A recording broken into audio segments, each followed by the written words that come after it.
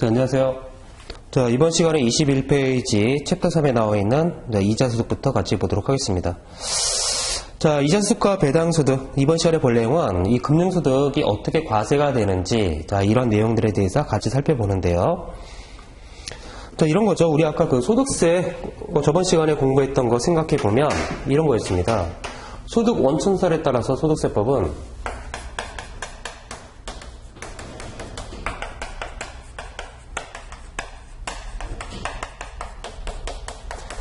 자, 이 6가지 소득을 합산해서 과세가 됐었던 거죠. 종합과세가 됐었던 겁니다. 그래서 자, 원칙적으로 소득세는 이렇게 종합과세가 되다 보니까 이 금액들을 합친 거를 우리가 종합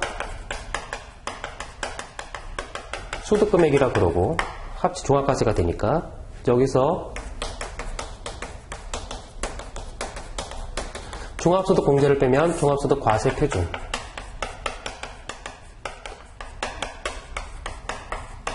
종합소득 산출세액이 나오고요. 자, 기납부한 게 있으면 기납부세액을 빼서 자, 5월달에 차가감 납부할세 뭐 이런 식으로 계산이 된다는 건데, 자, 이 중에서 이제 이자 배당소득, 자, 이것들이 어떻게 과세가 되는지 보는 겁니다. 근데 원칙적으로 얘네들도 종합과세되는 소득이니까 합산해서 이렇게 과세가 되는 게 맞다는 거죠. 자, 보시면 21페이지 이자소득 나오고 있는데, 여기서 나오는 거는 이자소득이 어떤 것들이 이자소득이다 하고 나와 있는 겁니다. 보니까 각종 채권증권의 이자와 할인액, 국내에서 받은 예금 적금의 이자와 할인액 어쩌고저쩌고 이렇게 나오고 있다는 거죠. 자, 이렇게 법에 나열된 것들이 이제 이자소득인데, 자, 여기서 몇 가지 눈여겨볼 게 있는데요. 22페이지에 동그라미 4번 채권증권의 환매조건부 매매차익. 자, 원칙적으로 얘기하면 이 채권 매매 차익은 현재 과세가 되지 않습니다. 채권을 1억 주고 샀는데 2억에 팔았다. 자, 그러면 내가 1억을 벌었지만 이 채권 매매 차익은 현재 양도소득세에서 과세 대상으로 규정하고 있지 않기 때문에 과세가 안 돼요. 그런데 아무리 채권 매매 차익이라도 환매 조건부 채권 매매 차익이라면 그때는 이자소득으로 과세하겠다는 얘기죠. 무슨 얘기냐?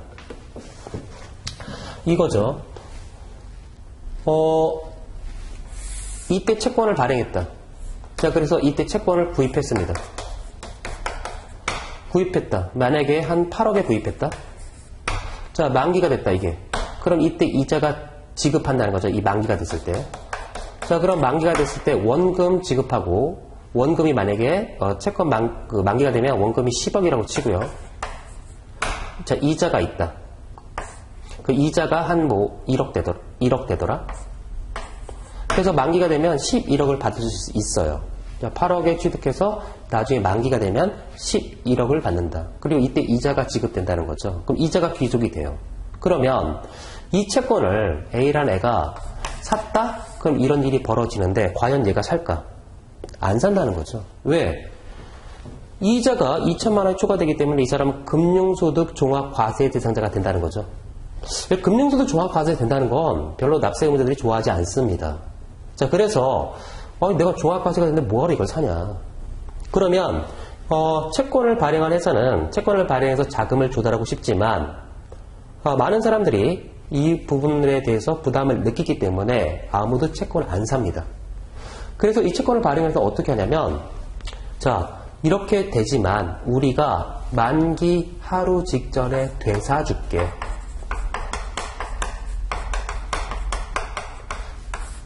환매 조건부로 채권을 발행해버려요, 처음부터. 그러면 이자소액 귀속시 이날인데 만기일인데 약정일인데 우리가 만기 하루 직전에 되사줄게. 얼마에? 만기가 되면 11억이니까 우리가 이때 10억 5천에 되사줄게. 그러면 나는 8억에 샀다가 이때 팔아버려요. 10억 5천에. 이게 채권 매매 차익이죠? 그러면 이렇게 채권과 관련돼서 이렇게 환매 조건부로 채권을 발행해버리면 금융소득 종합과세가 무슨 의미가 있겠어요? 아무 의미가 없죠. 다 회피해 나가는 겁니다, 지금. 자, 따라서 세법은 뭐냐? 채권 매매 차익은 과세를 하지 않지만 이렇게 환매 조건부 채권 매매 차익이라면, 환매 조건부로 발행한 채권이라 그러면 이때 기간에 사전 약정 이자율로 계산한 이자만큼은 얘한테 귀속시키겠다는 겁니다. 얘한테 이자를 귀속시키겠다는 거예요. 즉 여기 사가지고 이렇게 팔았다. 이 채권 매매 차익 중에서 이 기간 동안 이 금액이 나왔던 건 사전 약정 이자로 계산 이자만큼이 포함되어 있다는 거죠. 그거만큼은 너 이자 소득이야. 귀속시키겠다. 자, 그래서 다시 22페이지 동그라미 4번. 채권 또는 증권의 환매 조건부 매매 차익, 시장 가격에 의하지 않고 환매 기간에 사전 약정 이자로 결정된 가격으로 환매수 또는 환매도한 조건으로 매매하는 채권 증권의 매매 차익을 말하고요. 이런 것들은 이자 소득이다. 일반적인 채권 매매 차익은 이자 소득에 해당하지 않지만 환매 조건부 채권 매매 차익은 이자 소득이다. 기억하라는 거죠. 채권 매매 차익 과세가 안 돼요. 그렇지만 환매 조건부라면 이자 소득 귀속시키겠다. 자, 그 다음에 저축성 보험의 보험 차익인데요. 자, 거기 동그라미, 저축성의 동그라미. 자, 저축성 보험의 보험 차익인데 이런 거죠. 자, 이 보험 차익이라는 건 만기든 해약이든 환급금이 나와요. 만기 환급금이든 해약 환급금이든. 그런데 내가 납입한 게 있겠죠? 내가 납입보험료보다 훨씬 더 많이 받았다. 그래서 차익이 발생하더라? 그럼 뭐냐? 이자라는 거죠. 그래서 이 보험 차익에 대해서는 이자 소득으로 과세를 하겠다는 겁니다. 단, 이 저축성만.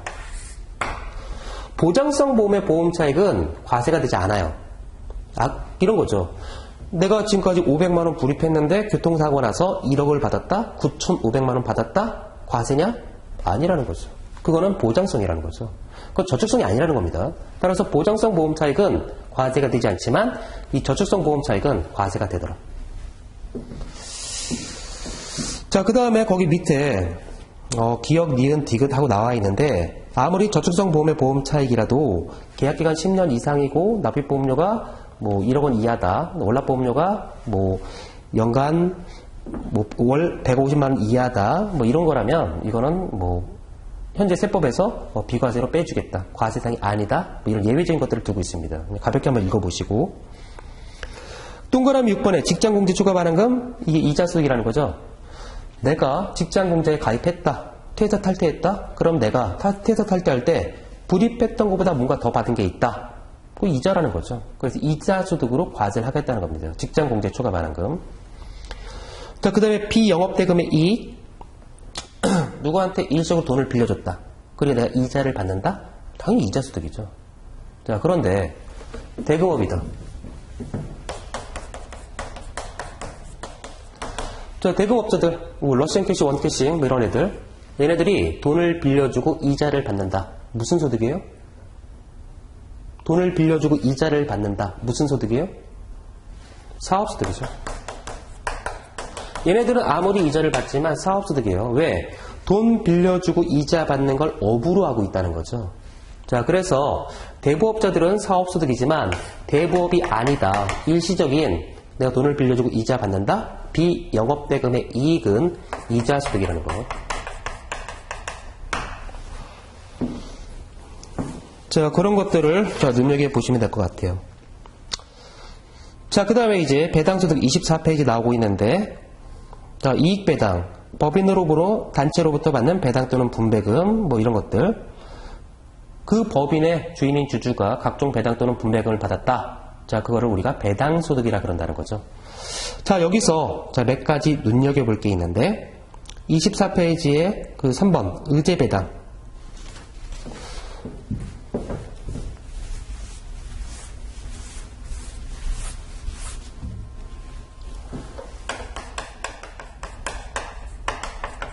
원래 배당은 법인이 결산하고 주축 열고 잉여금을 어떻게 처분할지 결정해서 주인이 주주한테 돌려주는 걸 우리가 배당이라 그러죠. 그런데 그러한 원칙적인 절차를 거치지 않았는데 배당으로 보겠다.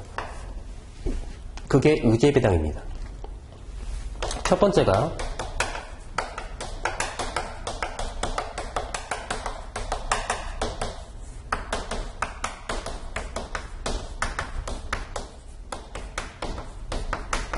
감자나 해산 합병, 분할 등으로 인한 의제 배당이 하나 있고요. 두 번째가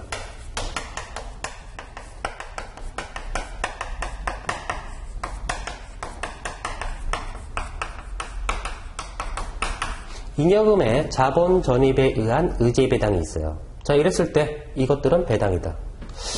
자, 대표적으로 이런 거죠. 만약에 감자, 내가 회사의 주식을 갖고 있는데 요번에 유상감자를 당한다. 그러면 내가 감자 대가를 받겠죠. 내가 피합병 법인을 주는데, 아니, 내가 어떤 법인을 주는데 그 법인이 해산한다. 그럼 나는 자녀재산가를 받을 거고 내 주식이 휴지가 돼요. 합병을 한다? 그러면 내가 피합병 법인을 주려면 합병 대가를 받고 내 주식이 휴지가 돼요. 분할도 마찬가지. 그러면 어떤 사건을 통해서 내가 뭔가 대가를 받는다? 그리고 내가 갖고 있는 주식이 휴지가 된다.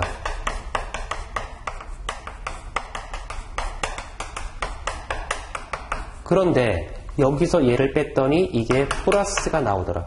그러면 이게 배당 아니냐 이거죠. 이게 플러스가 됐다는 건 어딘가로부터 이 주인인 주주한테 왔다는 겁니다. 이걸 누가 줬을까? 이 사건을 통해서 그 법인이 줬다는 거죠. 그러면 법인에서 이 법인의 주인인 주주가 받았다. 그게 뭐냐? 배당이라는 겁니다. 원칙적인 배당은 아니지만 이 사건을 통해서 회사의 부가 주인인 주주한테 흘러오고 있다. 그럼 배당 아니에요. 자, 두 번째. 이런 거예요. 만약에 내가 100주를 샀는데, 자, 이거를 1000만 원 주고 샀다. 요번에 70% 유상감자를 당하면서 이 감자 대가로서 내가 한 800을 받았다? 그러면 나는 800을 받았다. 자, 그 주식의 취득가? 옛날에 100주를 1천만 원 주고 샀는데 70% 유상감자 당한다? 그럼 70%가 없어지는 거죠. 70%가. 그럼 옛날에 1000만 원 줬으니까 이게 700이겠죠. 그럼 이게 배당 아니냐 이거죠. 자, 두 번째, 잉여금의 자본 전입에 의한 의제 배당. 회사 자본을 받더니 자본금이 있고 자본 잉여금이 있고 이익잉여금이 있다. 자, 그러면 자본금은 발행 주식수 곱하기 액면가 5,000원을 치고, 자, 이렇게 되어 있는데, 자, 요번에 잉여금을 자본에 전입했다. 자, 그러면 이 자본금이 증가하겠죠. 그러면 주식수가 이게 늘어날 겁니다. 그래서 이렇게 증가했다. 그래서 만약에 늘어나는 주식수가 100주다 했다면 A라는 주주가 이 법인의 지분을 만약에 10% 갖고 있다. 그러면 100주 증가할 때 10%는 A가 받는 거죠. 10주를 받을 겁니다. 그래서 너 주식 받았다? 10주 곱하기 액면가 5,000원. 이게 배당 아니냐. 왜? 너가 이 주식 받아서 시장에 가서 내다 팔면 이만큼 돈 들어올 거 아니냐, 최소한. 너 이거 배당 받은 거잖아. 자, 원칙적인 배당은 아니지만 이 사건을 통해서 회사의 부가 주인인 주주한테 오고 있기 때문에 원칙적인 배당은 아니지만 우리는 무조건 배당으로 보겠다. 자, 이게 의제 배당이라는 거죠. 자, 그 다음에 25페이지 쌍가루 4번에 국내외에서 받은 대통령으로 정하는 집합투자기구로부터 이익, 펀드 수익이죠. 집합투자기구로부터 이익은 이 펀드가 채권에 투자하든 부동산에 투자하든 무조건 배당소득이었다는 거. 그 다음에 하나만 더 기억하죠. 집합투자기구로부터 이익은 이중과세 조정을 해주지 않습니다. 하나만 기억하세요. 집합투자기구로부터 이익은 이중과세 조정을 하지 않는다. 써놓으세요. 뒤에 이제 나올 겁니다. 이중과세 조정을 해주지 않는다. 집합투자기구로부터 이익. 왜? 이 펀드가 100% 주식에 투자했다는 보장이 없기 때문에 그래요. 그 다음에 26페이지 밑에 보니까 출자 공동사업자의 손익분배금인데, 법인으로 보지 않고 공동사업자로 보는 단체로부터 받는 분배금은 사업소득에 해당한다. 그러나 공동사업의 경영에 참가하지 않았고 출자하는 자가 받는 분배금은 배당소득에 해당한다. 자, 어떤 사업을 한다? 그래서 이 단체로부터 내가 40%, A가 60%, B가 40% 이렇게 출자를 해가지고 이런 사업을 했다.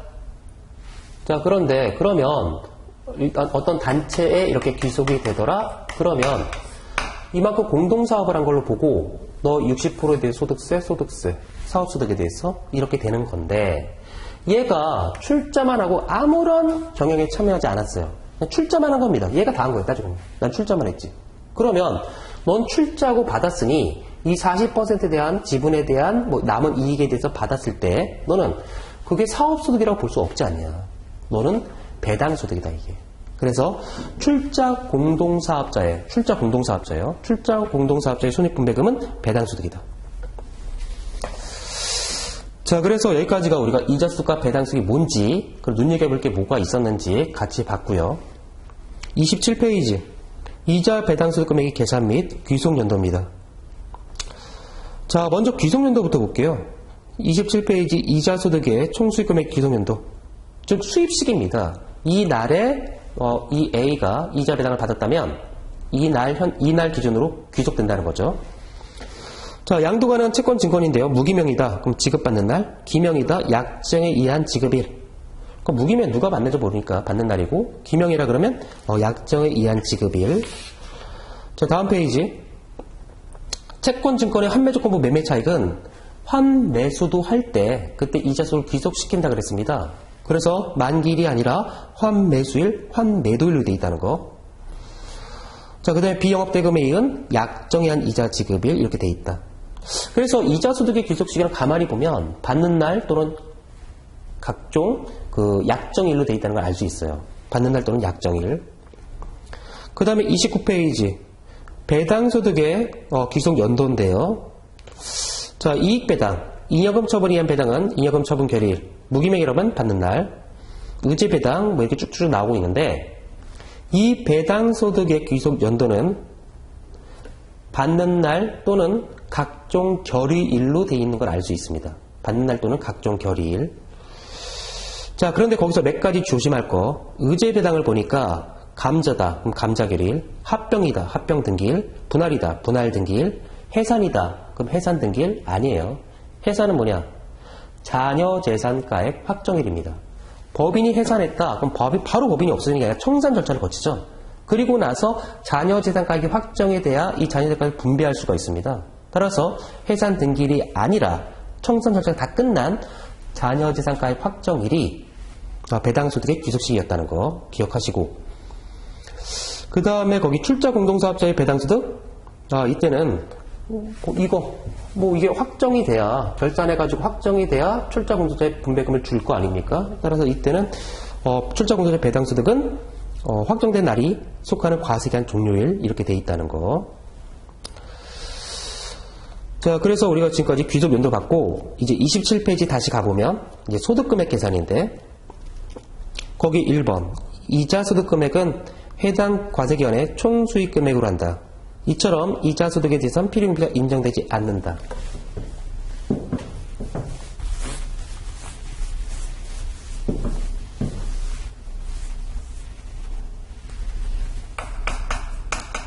자, 우리가 보통 이 소득금액을 계산할 때요.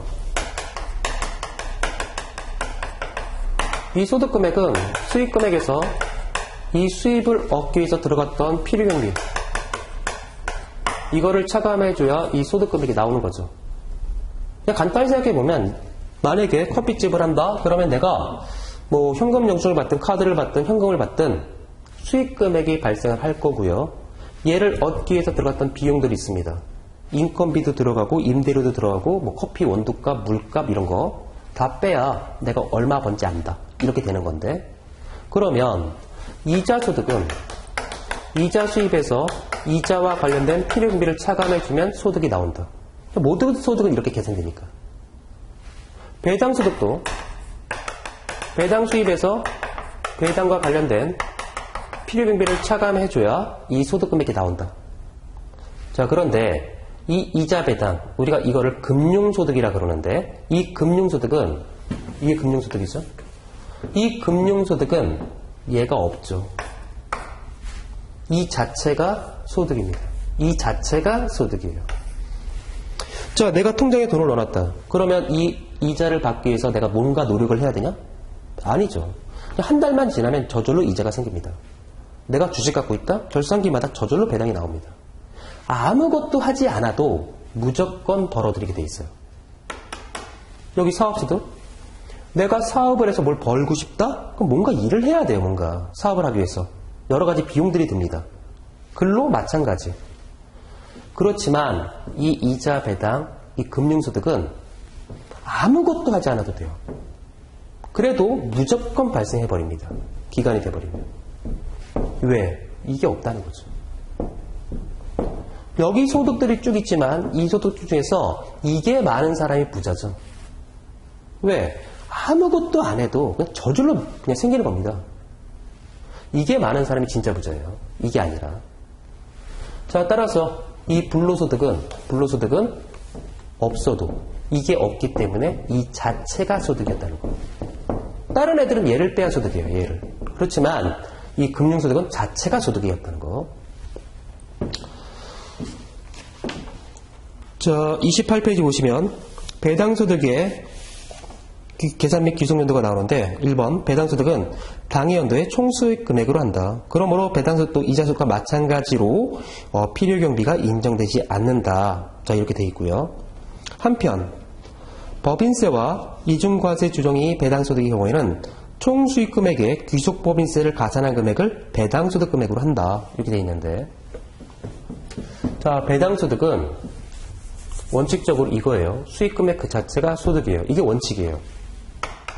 두 번째, 배당소득은 배당 수익 금액 플러스 그로스업, 이 배당 가산액인데 이걸 합친 게 배당소득이야. 자, 기억하세요. 이 자체가 소득이야. 이게 원칙. 특정한 경우에는, 특정한 배당소득은 이걸 합쳐야 배당소득이야. 아주 예외적으로 이걸 합쳐야 배당소득이야 하는 배당소득이 있대요. 자, 이제부터 이걸 볼 텐데, 이게 뭐냐?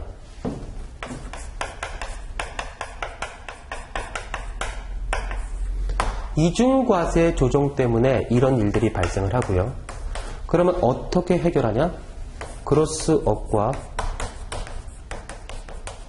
배당세 공제를 통해서 가능하고, 현재 그로스업률은 법인세 10%를 가정했을 때 11%로 나오더라. 그러면 어떤 배당소득에 대해서 이러한 이중과세 조정을 해주냐? 내국법인한테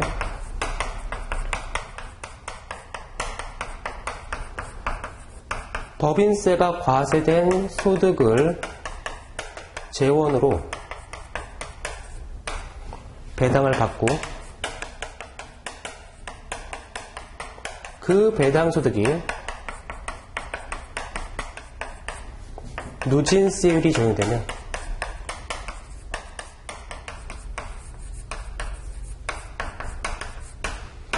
이러한 이중과세 조정 문제가 나온다. 이거예요, 지금. 자, 그래서 우리는 어디를 잠깐 볼 거냐면 34페이지 먼저 가볼게요. 34페이지 가보시면 배당소득에 대한 이중과세 조정이 나옵니다. 그 개요를 보니까 다 같이 보고서 결정하자. 이게 뭘까? 왜 이 자체가 이건데 왜 이걸 합쳐야 이걸까? 그리고 이 그로스는 뭐냐면 여기는 배당수익 곱하기 11% 곱한 게 배당가산액 그로스업입니다. 이게 뭘까? 이런 생각. A가 개인 사업을 한다. 개인 사업을 해서 얘가 이만큼 벌었다. B가 있다.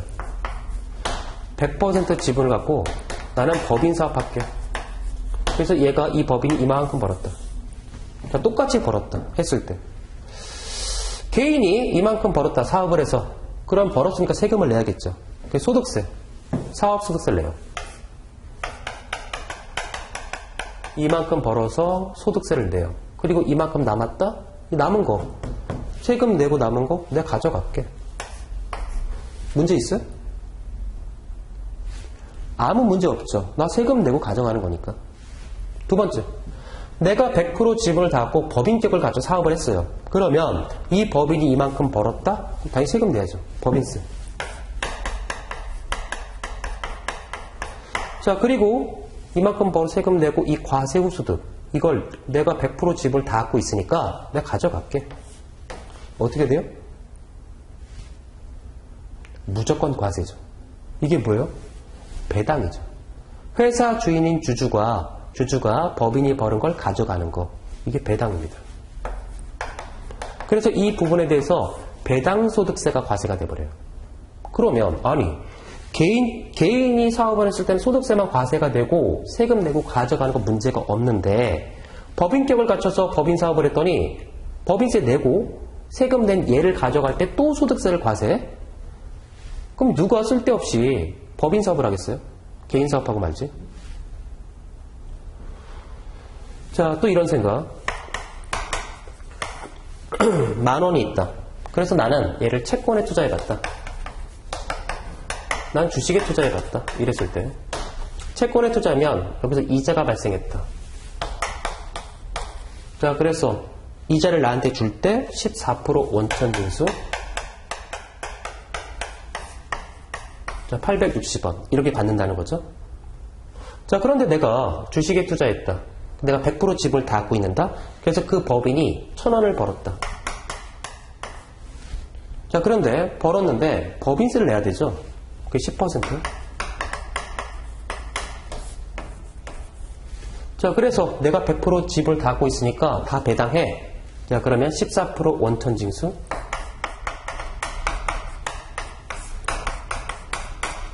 자, 이러면 아니 누가 주식에 투자하겠어요?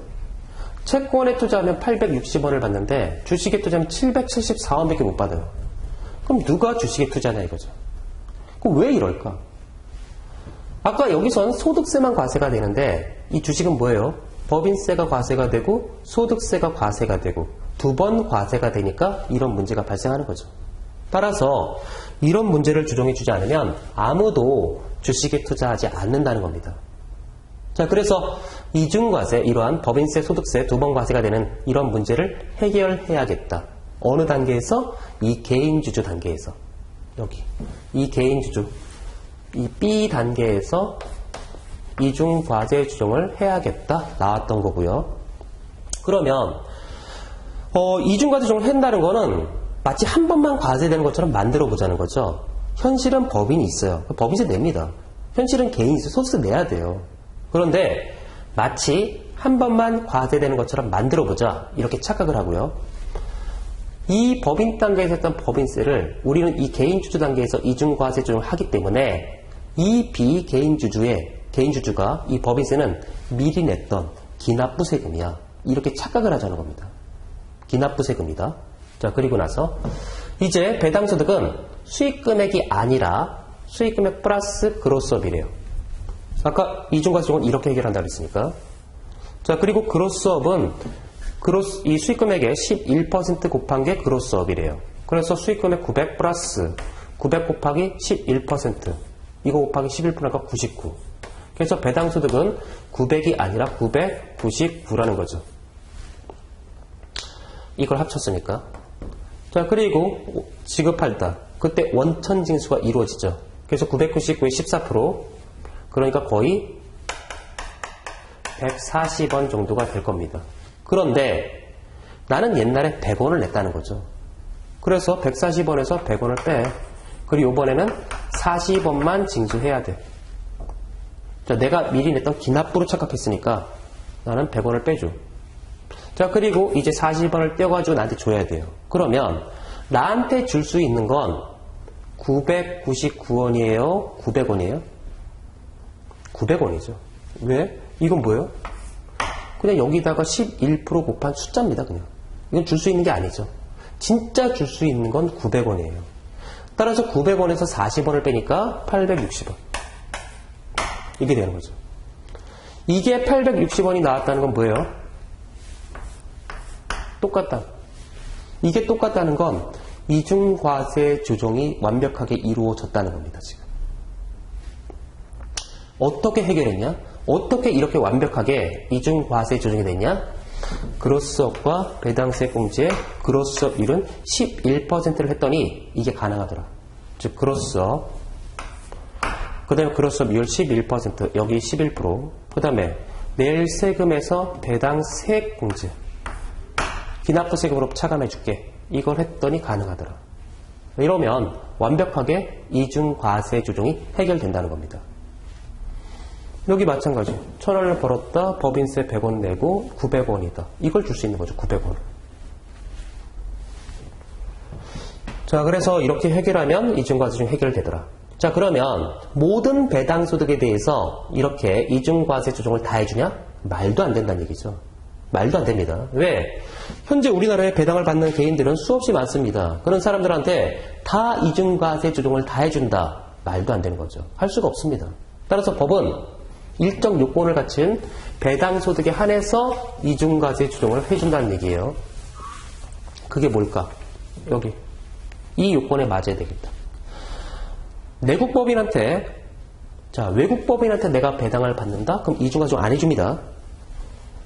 배당소득 단계에서 이중과세 조정 안 해주고 외국법인한테 배당을 받는다면 외국납부세 파트에서 별도로 해줄 그건.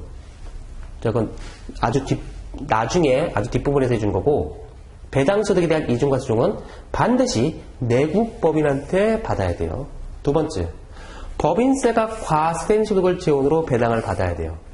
무슨 얘기냐? 이 법인이 이만큼 벌었다. 그래, 법인세 냈어. 이걸 줘. 그런데 이 과세에 맞은 애가 또 소득세가 과세가 돼? 그러니까 이중과세 조정을 해줬던 얘기예요.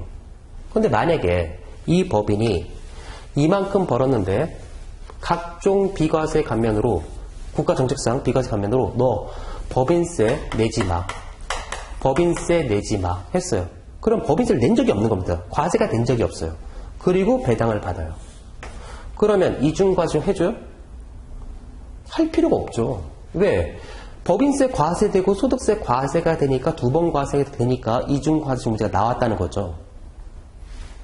처음부터 법인세를 안 냈다 그러면 이중과세 조정 문제는 나올 수가 없는 겁니다. 따라서 내국법인한테 법인세가 과세된 소득을 재원으로 배당을 받는다. 그때만 이중과세 조정이 돼야겠다. 이거고요. 그래서 여기 있는 얘기는 이 법인 단계 이야기예요. 두 번째, 이거. 배당소득이 누진세가 적용되면 무슨 얘기냐? 이 배당을 받는 사람들은, 이중과세 조정이 되는 사람들은 누구냐? 금융소득 종합과세대상자입니다. 이 파트는 조금 있으면 알게 돼요. 이게 뭘 의미하는지. 그러니까 이렇게 기억하죠. 이중과세 조정이 되는 건 법인 단계에선 내국법인한테 받아야 되고 법인세가 과세된 소득을 재원으로 받아야 된다. 첫 번째. 두 번째, 이 주주 단계, 얘는 금융소득 종합과세 대상자다. 얘는. 그리고 나중에 누진세가 적용이 된다. 그 배당소득에 대해서. 그러면 그 누진세가 적용되는 부분에 대해서 이중과세 조정을 해준다. 자, 이렇게. 그래서 배당소득은 다시 정리해보면 이자소득과 마찬가지로 수익금액 그 자체가 소득금액인데 특별한 경우에 이 요건을 갖췄다면 가산액, 배당 가산액을 합친, 그로스 금액을 합친 게 배당소득이다. 왜 이렇게 됐을까? 이것 때문에. 이중과세 조정 때문에. 어떻게 해결하냐? 그로스과 배당세 공제, 그로스 11%로 해결하더라. 자, 교재 보시면 34페이지에 배당소득에 대한 이중과세 조정. 법인 원천소득에 대해서 법인 단계에서 법인세가 부과되고 그 후 소득이 주주에게 귀속되는 단계에서 다시 소득세가 부과되는데 이를 배당소득에 대한 이중과세를 한다. 우리나라는 배당소득에 대한 이중과세 조정 방법으로 임퓨테이션 방식을 채택하고 있는데 따라서 주주가 내국법인으로부터 받는 배당소득에 대해서 그 배당금에 대한 귀속법인세를 가산하여 배당소득 금액을 계산하고 그 가산한 귀속법인세는 종합소득 산출세액에서 배당세 공제를 한다. 자, 요건. 자, 조정대상 배당소득은 뭐냐? 요건인데요. 기업, 내국법인으로부터 받는 배당일 것. 니은, 법인세가 과세되는 소득에서 지급될 것. 자, 35페이지. 디귿, 종합소득 과세 표준에 대한 배당수로서 2천만원 초과하는 배당일 것. 2천만원이 초과돼야 누진세를 맞기 때문에 그래요. 자, 그러면 이렇게 하겠다. 자, 36페이지. 조정방법. 배당소득 금액 계산. 종합과세되는 배당소득 중 조정대상이 되는 배당소득이 있어서는 총수익금액의 귀속법인세를 가산한 금액을 배당소득금액이라고 하고요. 다음 세 줄. 법인 단계에서 10% 세율로 과세했다고 가정하여 조정대상 배당소득 총수익금액의 11%를 곱하여 산정한 거다. 즉, 그로스 금액은 총수익금액 곱하기 11%다. 자, 배당세 공제. 거우자의 종합소득 금액에 조정대상 배당소득 금액이 합산되어 있는 경우에는 귀속법인세를 종합소득 산출세액에서 공제한다. 이렇게 돼 있다는 거죠. 자, 방금 봤던 내용들, 이 얘기입니다, 이게. 처음에는 조금, 좀 이상하지만, 몇 번 이렇게 들여다보면 왜 이런 걸 할 수밖에 없었는지, 논리적으로 보시면 아무것도 아닙니다. 자, 그래서 우리가 지금까지 이자 배당 소득 금액까지 봤고요. 구체적으로 금융소득이 어떻게 과세가 되는지 볼 텐데 29페이지로 가죠. 자, 섹션 3 금융소득에 대한 과세 방법. 자, 일단 금융소득은 이제 어떻게 과세되나 보니까 첫 번째,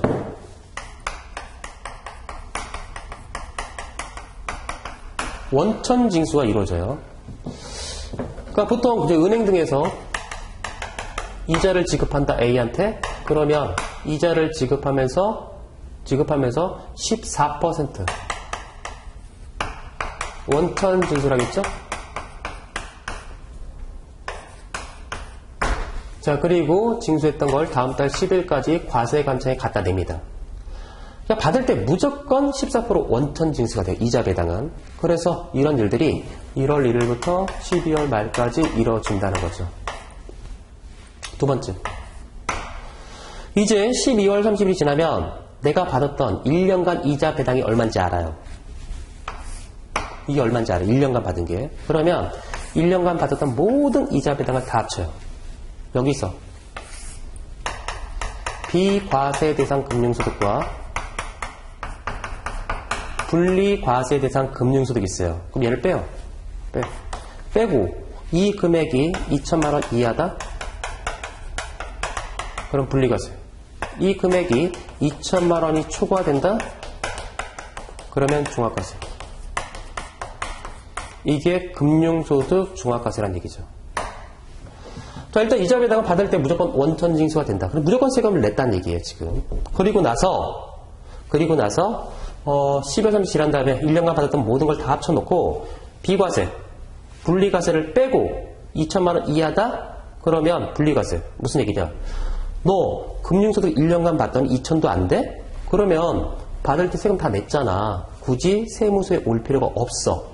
이거 냈으니까 다 끝난 거야. 세금 다 냈으니까. 분리과세. 2천만 원이 초과돼? 그럼 종합과세. 너 받을 때 세금 낸 거 알아. 아는데 금융소득이 2천을 초과해? 그러면 현재 금리가 1%라고 봤을 때 이 사람이 금융소득이 2천만 원이라면 이 예금은 20억입니다. 지금. 당신은 워낙 부자 아니야. 그런데 이렇게 부자인데 14% 내고 세금을 끝? 말도 안 되지. 왜? 소득세가 6에서 42%로 과세가 되는데 따라서 당신의 금융소득 낸 거 알지만 소득세는 종합과세가 원칙이니까 이 금융소득을 타소득과 합산해서 이렇게 갖다 놓고 이 세율로 과세가 돼야 돼. 이게 금융소득 종합과세예요. 이게. 그리고 아니 그러면 나 옛날 이거 냈는데 또 이렇게 해서 이거를 과세를 해? 이중과세 아니야? 빼줄게 여기서. 여기서 빼줄게. 그러니까 이중과세는 아니다. 자, 이게 금융소득 종합과세라는 거죠. 자, 먼저 29페이지 보면 원천징수. 국내에서 거주자 이게 이자 배당 소득금액 귀속법인세는 원천징수되지 않고요. 지급하는 자는 소득세를 원천징수해서 다음 달 10일까지 갖다 내고요. 다음 페이지. 종합과세와 분리과세. 자, 무조건 분리과세. 거주자가 국내에서 지급하는 이자 배당은 종합소득금액이 합산되지 않고 당해소득금을 지급한 자가 소득세 원천에서 납부하는 걸 말한다. 두 번째 조건부 종합과세. 1번 외 이자 배당 소득금액이 2천만 원 이하인 경우 그 소득금액은 종합소득 과세표준에 있어서 합산하지 않는다. 만일 이자 배당 소득금액이 2천을 초과한다 그러면 전액을 종합소득 과세표준에 합산해서 과세한다. 2천이 초과하면 무조건 다 종합과세예요. 2천이 안 된다, 2천 이하다, 그럼 무조건 다 분리과세. 무조건 종합과세, 무조건 분리과세 둘 중에 하나다. 자, 그 다음에 오른쪽 무조건 종합과세. 1번 외 이자 배당 금액이 2천만 원 이하인 경우에도 국외에서 지급받는 건 무조건 종합과세한다. 이렇게 돼 있는데 보세요. 원천징수가 이루어지고 나서 1년간 받았던 걸 합산해서 비과세, 분리과세를 빼고 이걸 따지겠다. 이건데 비과세는 벌었어요. 벌었지만 국가가 과세권을 포기한 겁니다. 정책 목적상. 뭐 녹색 성장, 농어민 저축, 재형 저축, 막 이런 거, 생계형 저축, 뭐 이런 걸 과세. 그래서 비과세. 무조건 빼. 두 번째, 분리과세. 얘는 뭐냐? 원천징수가 됐다면 끝. 세금 계산 끝이야. 뭐 종합과세 다 필요 없어 이런 거. 그냥 끝이야. 이렇게 보겠다는 거예요 지금 분리과세는. 자, 그럼 분리과세는 뭐냐? 봤더니 31페이지에 무조건 분리과세상 소득이 나오고 있는데, 첫 번째, 직장공제 초과 반환금. 자, 31페이지 맨 위에 박스. 직장공제 초과 반환금, 이자소득이죠? 내가 직장공제 가입했어요. 퇴사 탈퇴하면서 내가 불입했던 것보다 더 많이 받아요. 그래서 이자소득이래요. 그런데 이것 때문에 내 금융소득이 2천을 초과해? 그래서 종합과세가 돼? 말이 안 되지 않냐. 내가 퇴사하면서 받는 건데. 이제 소득이 발생하지 않는데. 이것 때문에 내가 종합과세가 돼? 말이 안 돼. 따라서 직장공제 초과 반환금은 이때 기본세율로 원천징수가 될 거고요. 보통 6%입니다. 끝. 그럼 종합과세 신경 쓰지 마. 자, 비실명거래로 인한 이자 배당소득 42% 90%입니다. 원천징수 될 때 이게 세율 자체가 14%가 아니라 42% 아니면 90%예요. 금융기관 거래하면 90%, 외법이라면 42%. 실명법을 위반했을 때 이렇게 되는 건데 이런 거죠. 만약에 실명법을 위반해서 은행에서 이자를 만약에 100억을 받았다. 자, 그럼 은행에서 지급할 때 원천이세율 90%라는 거죠. 그러면 90억. 주민세 9억. 통장에 1억. 100억이 꽂히지만 세금으로 90억이 나가버리고 1억밖에 안 남는다는 겁니다. 왜? 실명법 위반했으니까 아주 높게 과세하겠다는 얘기예요, 지금. 그러면 이렇게 원천징수가 됐는데 얘를 굳이 종합과세 할 필요가 뭐 있어요? 이미 90%로 과세했는데 종합과세 해봤자 41%인데 최대. 따라서 실명법 위반이었다면 워낙에 높은 세율로 과세하니까 끝. 이렇게 빼겠다는 얘기예요, 지금. 자, 법원에 납부한 경매보증금, 경락대금에서 발생한 이자소득은 14%. 그리고 끝. 그 다음 일거주로 보는 단체로 보는 이자배상소득. 이거는 법원 경락금에 대한 그 이자소득은 이 귀속이 불분명하기 때문에 이걸 밝히기가 상당히 어렵습니다. 납세 편의를 위해서 이렇게 됐던 거고, 일거주로 보는 단체. 뭐 아파트 관리사무소에서 돈을 맡겼는데 거기서 이자가 2천이 넘는다? 뭐 종합과세? 말도 안 되는 거죠. 납세 편의를 위해서 이것도 그냥 분리과세를 빼버리는 거고요. 자, 그래서 방금 봤던 이런 것들은 무조건 분리과세로 빼버린다. 그리고 이걸 빼고 나서 이 금액이 2천만 원 이하라면 분리과세, 초과하면 종합과세. 자, 그게 쌍가로 2번 30페이지 조건부 종합과세 얘기고요. 쌍가로 3번 31페이지 무조건 종합과세인데, 자, 이렇게 계산했는데 비과세, 분리과세 빼고 났더니 2천만 원 이하야. 그럼 분리과세 하려고 그랬어요. 이 분리과세 하려고 그랬던 건 원천징수 되고 세금 냈으니까 끝. 이거예요, 지금. 그런데 2천만 원 이하인데 국외 금융소득으로서 원천징수가 되지 않았다. 그런 국외 금융소득으로서 원천되지 않은 소득이 있다. 그러면 얘를 분리과세로 끝? 말도 안 되는 거죠. 분리과세가 할 수가 없는 거죠. 왜? 얘는 세금을 낸 적이 없으니까. 따라서 아무리 2천만 원 이하여도 국에서 받은 소득으로서 원천되지 않았다면 얘는 무조건 종합과세. 아무리 2천만 원 이하여도. 자, 그런 얘기들을 거기 쭉 나오고 있는 거죠. 자, 그래서 한 장 넘기시고 33페이지 금융소득에 대한 종합과세 시 세액계산 특례가 하나 나오는데, 자, 이게 뭐냐, 거기 33페이지 먼저 보면 종합소득 과세 표준에 이자 배당이 포함되어 있지 않는 경우에 종합소득 산출세액은 종합소득 과세 표준의 기본세율을 곱하여 계산한다. 일반적으로 종합소득은 합산해서 이런 식으로 계산하고 말아요. 그런데 두 번째 줄, 종합소득 과세 표준에 이자소득과 배당소득이 포함되어 있다면 금융소득에 대한 종합과세 시 세액계산 특례가 적용된다. 자, 그래서 밑에 기본구조 해가지고 두 가지 박스가 있는데, 두 번째 박스, 종합소득 산출세액은 일반 산출세액과 비교 산출세액 둘 중에 큰 걸로 과세한다. 그리고 세액계산 특례 이렇게 나오고 있는데, 보세요.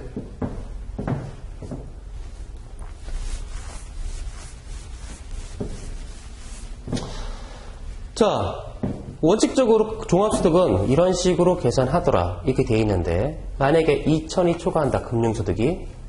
그래서 얘가 종합과세가 된다. 합산해서. 그래서 이게 종합소 금액 안에 있고 공제 빼고 과표 안에 얘가 있다. 자, 그러면 원래는 여기다가 6에서 42% 누진세율로 과세가 되지만 금융소득이 종합과세가 된다 그러면 세액계산 특례가 적용이 돼요. 그래서 둘 중에 큰 걸로 과세합니다. 자, 간단히 얘기해보면 이렇게 되죠.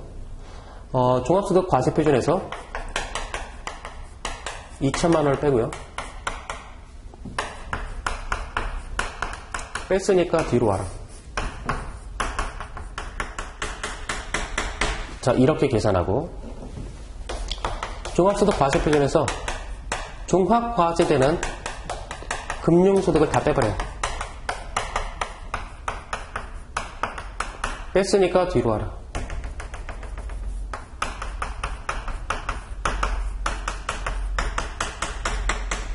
자, 이렇게 하겠다. 자, 왜 이런 식으로 과세할까? 이건데요. 이런 생각해보죠. 만약 금융소득이 2천만 원이다. 금융소득이 2,001만 원이다. 종합과세 돼요? 아까 종합과세는 이거였죠. 비과세, 분리과세를 빼고 얘가 2천만 원 이하야? 그러면 전액이 분리과세. 얘가 2천이 넘어? 그러면 전액이 종합과세야. 이거였어요. 자, 2천만 원이다. 2천만 원 이하다? 분리과세. 14% 끝입니다. 자, 근데 만약에 이 사람의 금융소득이 2,001만 원이다. 그럼 어떻게 돼요? 전액이 종합과세입니다. 전액이. 만원 때문에. 만원 때문에 전액이 종합과세가 돼요. 초과하면 전액이 종합과세입니다. 지금. 그러면 이거 너무 심한 거 아니야? 만원 때문에? 그 세법은 이겁니다. 만약에 얘가 2,001이다. 그러면 2,000이 초과되니까 종합과세 한다. 다른 게 없다 쳐요. 자, 2,001이다. 이렇게. 2,001이다 했다면 과세 표준이 이제 2,001이다. 소득공제도 없다고 치죠. 그럼 얘가 2,001이에요, 지금. 그러면 2,001이다 종합과세가 될 때 무조건 누진세율로 과세한다? 너무나 부담이 되지 않냐. 2천만 원과 비교했을 때. 단돈 이런 만 원 때문에 2천만 원은 분리과세인데 2,001이어서 전액이 종합과세가 돼? 너무 억울하지 않냐? 그러니까 세법은 이거죠. 아무리 종합과세가 돼도 이하고 형평성을 맞춰줄게. 과표가 2,001이야? 여기서 빼. 2,000. 그럼 얼마 남아요? 만원. 너만 누진세야. 2,000 뒤로 가. 2,001이 다 종합과세가 되지만 2천만 원까지는 분리과세되는 사람과 똑같이 과세해줄게. 그래서 이산식이 필요한 거예요. 즉 2천만 원을 분기점으로 해서 급격한 세부담이 늘어나는 거 바람직하지 않다는 얘기입니다. 두 번째, 왜 이산식이 필요할까? 만약에 이 사람이 사업을 했다? 그 사업을 해서 손해를 봤다. 그래서 이렇게 손해를 봤다. 그러면 만약에 이런 산식이 없다 그러면 이 사람은 2,001에서 1,501을 빼니까 종합소득 금액은 500만 원. 소득공제 없다고 치고 과표가 500만 원. 그러면 소득세율은 1,200, 4,800, 4,600 여기까지 6%, 15%, 24% 이렇게 누진세로 쭉쭉쭉 올라가는데 이게 500밖에 안 되니까 소득금액이 공제 없다고 치고 과표가 500밖에 안 된다 쳤다 그러면 이 사람은 6%입니다. 500이 여기 있으니까. 세율이 6%예요. 그런데 2,001에 대해서 나는 원천 징수당할 때 14%를 냈다는 얘기입니다.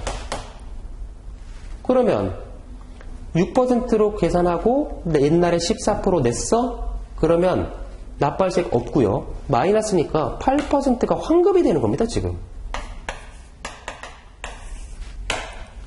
이게 말이 되는 거다 이거죠. 말도 안 되는 거죠. 아니 금융소득 종합과세는 많이 번 사람한테 높게 과세할게 이런 거였는데 가만히 보니까 이런 산식이 없다 그러면 이게 말도 안 되는 결과가 나온다는 겁니다. 지금. 이 사람은 금융소득이 2,001인데 6%란 얘기예요. 세율이. 그래서 8%를 돌려줘야 된다는 얘기예요, 지금.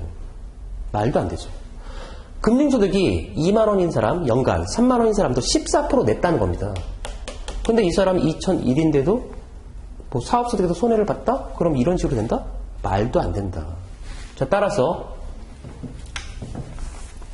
과세표준 500에서 종합과세되는 금융소득 얘를 다 빼. 그리고 뺐으니까 너 뒤로 가. 너 최소한 이거들.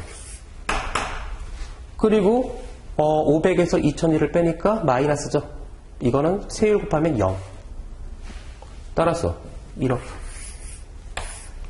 최소한 2001은 최소한 금융소득은 원천 징수될 때 세금만큼 무조건 내야겠다. 이거죠. 그래서 이 둘 중에 종합소득 과세표준에 금융소득이 합산되어 있다면 세계산 특례가 적용이 돼서 둘 중에 큰 금액에 의해서 과세가 이루어지더라. 33페이지에 세계산 특례 의미. 동그라미 1번 일반 산출세액의 의미. 자, 방금 봤던 건데 거기서 4줄 내려오면 이 경우 종합과세전 금융소득 전액에 기본세율을 정하면 2천을 분기점으로 해서 세 부담이 급격하게 증가하는 문제가 발생한다. 자, 그래서 이런 형평을 가리기 위해서 종합과세 금융소득 중 2천만 원까지 14% 추가하고 초과분에 대해서만 기본세율을 정한다는 것이다. 자, 2번 비교산출세액의 의미. 이는 금융소득이 모두 분리과세됐을 때의 경우에 세액을 종합소득 산출세액에서 최전으로 한다는 것이다. 그 취지는 분리과세일 때 경우와 비교해서 종합과세로 인해 세 부담이 오히려 줄어드는 결과를 방지하기 위한 데 있다. 자, 그래서 왜 산출세액 계산 특례가 적용될 수밖에 없었는지 그걸 이해를 하셔야 된다는 얘기죠. 그러면 저절로 왜 1번 산식, 2번 산식이 뭘 의미하는지를 저절로 알 수 있다는 겁니다. 자, 그래서 금융소득 자, 이렇게 이루어진다는 거 기억하시면 될 것 같아요. 자, 이번 시간은 이상으로 마치는 걸로 하겠습니다. 자, 수고하셨습니다.